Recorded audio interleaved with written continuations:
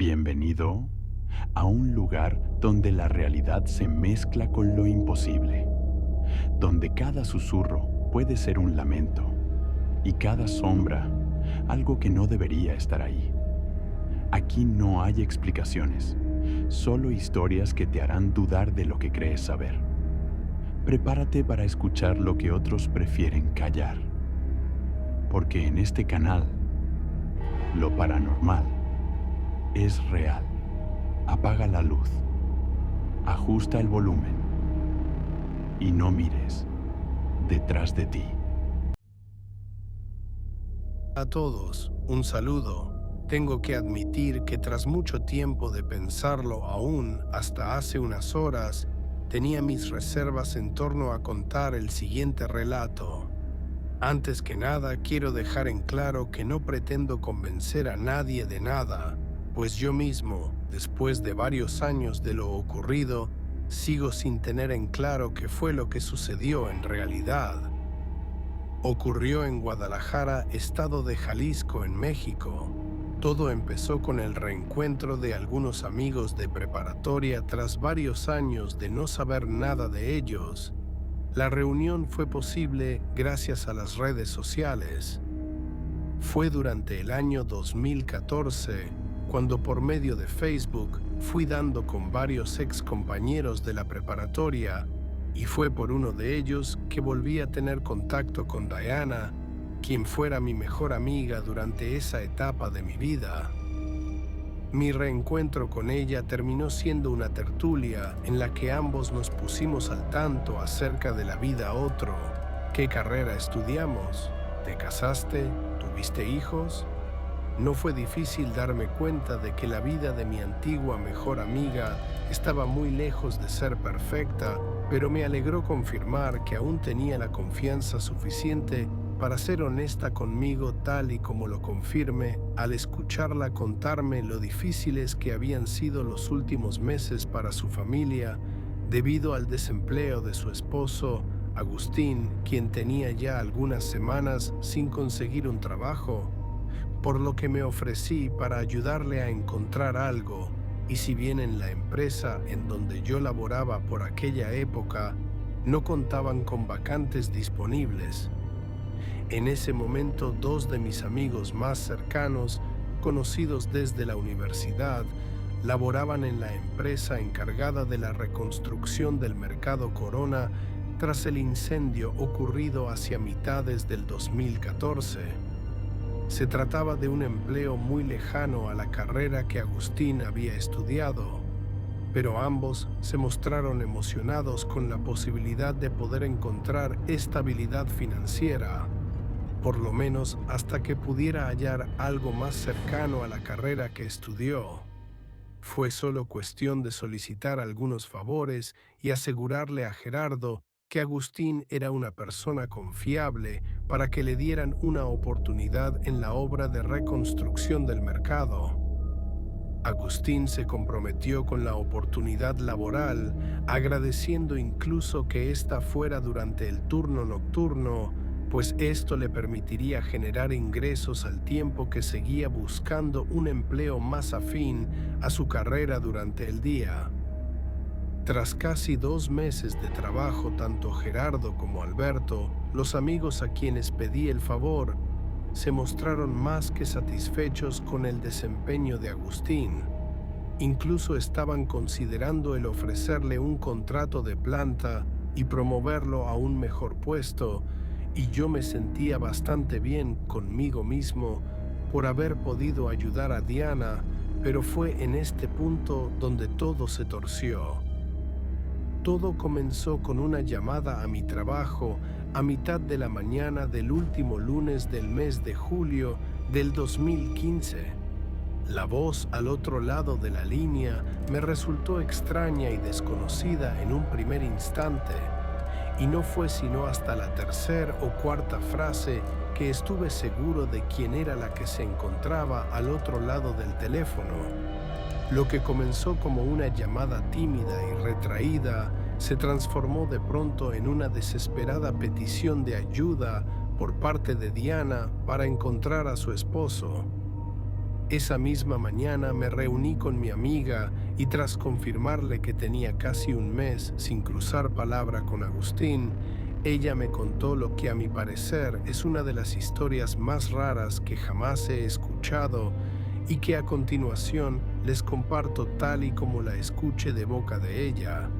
Te digo que algo malo le pasó a Fernando, lo sé, insistía mientras sacaba su pequeño teléfono móvil y me lo acercaba al rostro mostrándome una imagen pixelada de baja resolución y que para colmo había sido tomada con muy poca luz. No obstante, era posible distinguir lo que se mostraba en el pequeño recuadro, un ataúd, aunque uno muy distinto a cualquier otro que yo hubiese visto, pues este parecía ser de metal y en un estado deplorable que reflejaba el paso de muchos años. No me fue posible analizar la foto a profundidad en un primer instante, pues la mano nerviosa de Diana manipulaba el móvil cambiando a una segunda imagen en la que aparecía una persona, o más concretamente dicho, un rostro de semblante enfermo carente de color, el cual resaltaba más por las marcas de tierra que se esparcían en algunos puntos de aquella cara de ojos cerrados y facciones demacradas. Finalmente le pregunté qué era aquello que estaba viendo y tras unos segundos de silencio durante los que Diana se me quedó mirando con lágrimas contenidas, le prometí que fuera lo que fuera podía confiar en mí. Le aseguré que le creería, pero necesitaba saber de qué iba todo aquello porque realmente para ese punto me estaba asustando. Estas fotos me las mandó Agustín, fue lo último que me envió antes de desaparecer. Sintiendo un vacío en la boca del estómago, alargué la mano tomando de nuevo el pequeño Motorola y mire de nueva cuenta el par de fotografías. Agustín me llamó por última vez la noche del sábado, dijo que lo habían encontrado en la construcción y me mandó esas fotos. Me contó que el jefe de turno les prohibió decir nada, pero que cuando vio que la intención de esta persona era abrir el ataúd, él tuvo miedo de perder su trabajo y fue por eso que tomó la primera foto. La segunda la tomó por el asombro y el temor que despertó en ellos lo que encontraron dentro de esa caja de metal. Yo me sentía aturdido, pasaba de una foto a la otra tratando de entender lo que estaba ocurriendo y por mucho que le daba vueltas a la situación, todos los caminos me llevaban a la misma conclusión. Diana, ¿me estás queriendo decir que esto dije señalando la foto del rostro demacrado es lo que se encontraba al interior de esto? Pase a la foto del viejo ataúd maltratado. Mi amiga no se atrevió a responder, su reacción se limitó a juntar sus manos en una muda petición de ayuda que no hacía otra cosa que aumentar el miedo que me trepaba ya desde el estómago hasta la garganta. Conseguí comunicarme con Gerardo concertando una cita improvisada y para mediodía de ese mismo lunes ya nos encontrábamos todos reunidos en la oficina de Alberto, quien se mostraba apenado con Diana, pues él tampoco tenía conocimiento del paradero de Agustín ni de ningún otro de los 4 trabajadores que formaban la plantilla del turno nocturno. Y aunque en un principio todo apuntaba a un caso de abandono del trabajo, tenían motivos para pensar que las cosas eran más graves que eso, pues se sospechaba de un delito, más en concretamente un caso de profanación de tumbas, pues al jefe de obra le reportaron el hallazgo de un ataúd abierto al interior del terreno. Para nadie es un secreto que lo que hoy es el Mercado Corona fue en sus inicios un cementerio del cual se conservaban los arcos originales que databan de finales del siglo XIX. Pero lo que nadie esperábamos era que aquel enorme terreno albergara aún sepulturas en su interior. No tras el paso de tantas y tantas décadas de funcionar como un centro de comercio en la zona céntrica de Guadalajara. Tras la reunión con mis amigos, el estado de ánimo de Diana se encontraba mucho peor. No solo su esposo había desaparecido, ahora la empresa para la que había estado trabajando pensaba levantar una denuncia penal en su contra. Fue necesario convencer y pedir nuevos favores a mis amigos e incluso recurrir al chantaje emocional, aludiendo a la imagen una esposa desesperada, y hasta aceptar que yo estaba haciendo el ridículo por creer en aquella historia para tratar de aminorar las consecuencias que pudiesen afectar a mi amiga. Y aún con todo esto, ambos se limitaron a asegurarme que harían lo que estuviera en sus manos, pero que era de lo más común que eventos así ocurrieran. Empleados encontraban algo de valor y tendían a robarlo, muchas veces uno de ellos asesinando a los que en un principio fueron sus cómplices, y que si no plantearon aquella hipótesis durante la reunión fue precisamente por consideración a Diana, y aunque en un primer instante todo pareció tener sentido, lo cierto es que fueron las palabras del propio Gerardo las que volvieron a hacerme dudar, pues contrario a lo que podía esperarse en un caso de profanación, no había nada que reflejara la existencia de algún objeto de valor en aquel viejo ataúd de hierro atrofiado por el paso del tiempo. Fue Alberto el primero en tratar de desmentir la versión de Diana de que la foto del rostro demacrado podía estar vinculada de manera alguna con aquel ataúd, pues aquella caja de metal debía de tener casi 150 años, tiempo suficiente para que cualquier cuerpo se vea reducido a polvo, lo que hacía imposible que el ser de la fotografía fuera el ocupante del sarcófago. Salí de aquella reunión informal con la promesa de mis dos amigos de que tratarían de mantener a Diana al margen de toda aquella situación, en medida de sus posibilidades, e incluso me aseguraron que le harían llegar el pago por la liquidación del contrato de su esposo. Esa misma tarde acompañé a mi amiga a levantar una denuncia ante la Procuraduría de Justicia por la desaparición de Agustín, la cual aún a fecha de hoy sigue abierta.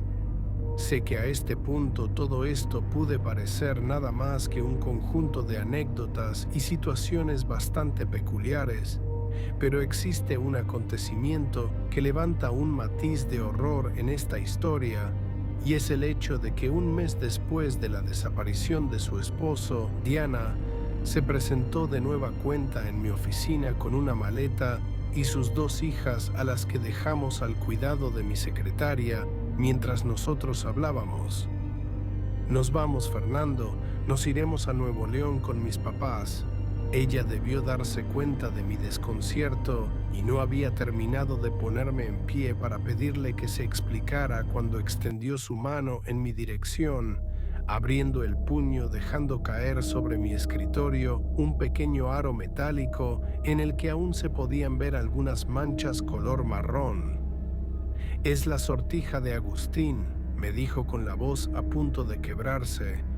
Un balbuceo murió en mis labios cuando ella, cruzando los brazos nerviosa, volvió a hablar.